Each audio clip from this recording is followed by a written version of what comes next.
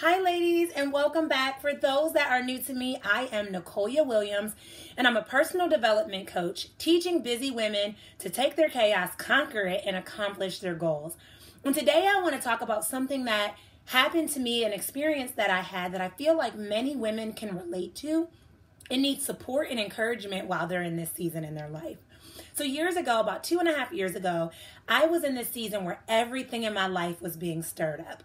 At once I was feeling really happy, I was excited, and then it felt like everything that made me excited and happy was being taken from me. It felt like everything in my life was changing or altering, but not in a positive way, in a really negative way. And I remember just going to God in prayer and just being like, God, what in the world is happening? Why is everything going wrong? Or why does everything feel like it's spinning out of control? And I was talking to a mentor, and they mentioned the story of an eagle's nest and really understanding the way in which the eagle's nest process works. And so I started to do some research on the eagle's nest on my own. I really wanted to understand, what in the world would an eagle's nest have to do with me feeling uncomfortable, with me feeling like I'm being pushed or thrust into something that I'm not even ready for. So as I was doing the research, it was phenomenal. Like really understanding what an eagle had to do in relation to my personal circumstances was outstanding. So if you haven't heard the story of an eagle's nest, I'd love to share it with you today. When a mama eagle is getting ready to have her babies, she goes and creates an eagle's nest. And if you haven't seen them, they're really neat. They look like a bird's nest, but they're really neat to see an animal create such a thing.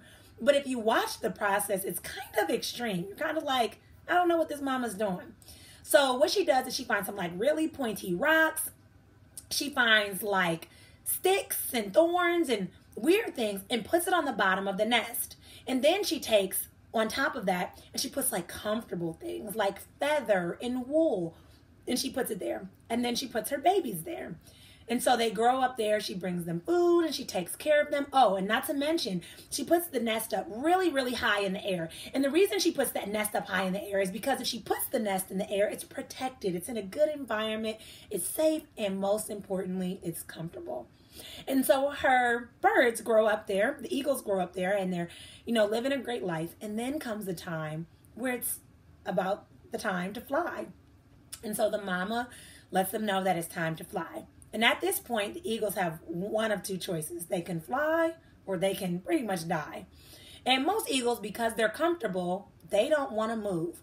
So the mama does some stirring around of the nest. So all that wool and all those feathers that made their bedding and home all comfortable and relaxing is now being pushed out. And all the thorns and those rocks and all that stuff is coming to the top because the mama is shaking it up. So now the eagles, a place that they used to find all of this comfort, is now almost like a place of a toxic place or a place of toxicity. And they're like, what in the world is happening? And all of this is because the mama is trying to get them out of their comfort zone and into what they're capable of accomplishing. But in that moment, the eagles aren't able to receive it. They're like, what in the world is she doing? So a lot of eagles try to reject the idea of flying, but eventually they are forced into it. And I firmly believe that that's what God does in our lives as well. He takes a place that we find comfortable or a situation that we feel comfortable in or a person that we feel comfortable with, and he shakes it up. And he shakes it up because there's something more that he is trying to get out of us. There's something more that he knows that we're capable of accomplishing. But if we're stuck in our comfort zone, we're not going to accomplish it. I tell people all the time, comfort zones can be as comfortable as ever, but no growth happens there. And who wants to spend the rest of their life being stagnant or being in the same place that they were a year ago, 5 years ago, or 10 years ago? Obviously, you always want to be expanding. You always want to be growing. You always want to be pushing into being the better or bigger person that you are capable of being. But a lot of times, our comfort zone makes that impossible. And without having something in our life that stirs those things up, we're always going to be stuck there. And so I want to challenge your thoughts on that for a minute. As you're starting to feel discouraged or frustrated or angry with your circumstances, thank God. Look at what can come of that. At the time when I was being stirred up and I was having all these desires and all these changes and people leaving my life and new people coming in and just things changing, I couldn't embrace it. I just was so angry about it and I didn't understand. But had that not happened, I wouldn't be where I am today. For years, I wanted to write a book, but the people in my circle didn't support me. And I allowed my circle to direct my steps. I allowed my circle to give me excuses of why I didn't have to push closer to the dreams that I desired. And once I changed that circle, I started being able to accomplish the things that I wanted to accomplish. I was able to graduate grad school. I was able to purchase a house. I was able to write a book and start an entire business, something that I didn't even think could happen. But had God not made my environment or the people around me a little rocky, I would have stayed where I was at. I was laying in, I was laying in the wool. I was laying in the feather, and I was having fun, sitting up high on a tree, getting sun all day. But I needed him to shake me up, to toss those things up. And the same way I needed it is the same way that you need it. So stop looking for reasons to be mad in this season and look for reasons to feel encouraged or inspired, and understand that there's a process in your pain. There's a purpose behind your pain. And there's a reason that it's happening. And so I want to challenge you to start thinking about what areas is your life being shaken up or tossed around. Is it financial areas?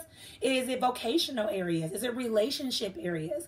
Start thinking about that and ask yourself, what can I do to make this change? What is it that needs to come out of me so that I can reach my greatest potential?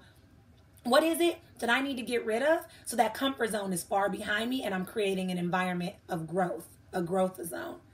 Ask yourself these questions and really contemplate on them and start to embrace the change that is coming your way. When you're able to embrace that change, then you'll really be able to see the process, and you'll see it in a positive light and not a negative light. And you won't be so quick to reject it or toss it to the side or try to ignore it or even fight against it. But you'll start to embrace it and understand that the process of changing is beneficial for your life.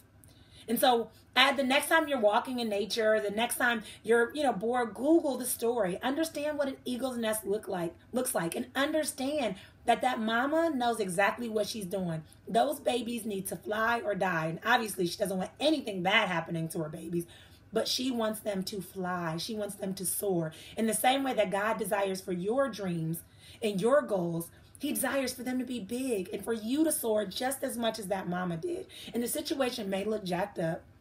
The situation may look crazy, but it's not for us to understand, right? Martin Luther King did one of my favorite quotes, and it says, faith is taking the first step even when you don't see the entire staircase. And so right now, I am challenging you to fly. All right, ladies, have a wonderful day. And as always, continue with clarity. Bye.